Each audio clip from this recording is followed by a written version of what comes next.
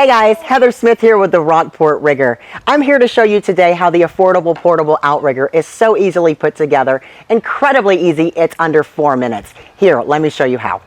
After you open the stowaway bag, you're going to see your pieces included. Now you're going to pull out your elbow and then you have your posts. You'll slide them together. Now notice there's a gasket here. The gasket was put on so it can eliminate any vibration when you slide it into a rod holder. Now, the instruction manual will tell you to put those pieces together first. I myself found it easier to take 4 1-foot extensions and put those together with the hardware included in the stowaway bag, no tools required. On the very end, you add the controller clip.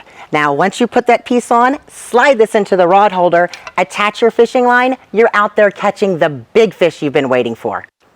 The Rockport Rigger is made in the USA. It's made out of the same material as bulletproof glass. This thing is virtually indestructible. Today we're using it on saltwater, but it can also be used on freshwater. Whatever species that you want to target, that you would troll for, this thing is applicable. There is a lifetime warranty. That means it's guaranteed. It's something you need and you want in your life to achieve those dreams of those big fish.